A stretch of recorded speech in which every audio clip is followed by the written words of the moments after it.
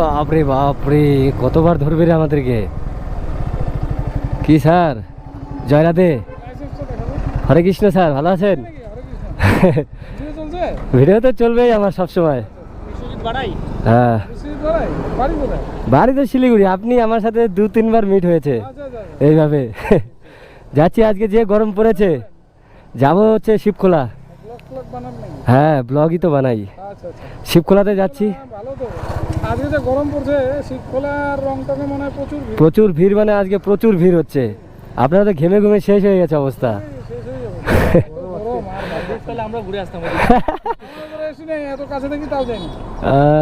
ঠিক আছে, তো কটার দিকে ছুটি, কখন আপনাদের? ছুটি হতে তো কোনো ঠিকই নেই। ওরে বাপরে, তাহলে কখন যাবেন? ছুটি তো থাকে, যখন ছুটি থাকবে যাবেন, একটু ঘুরে আসবেন, একটু স্নান টান করে আসবেন, ভালো লাগবে।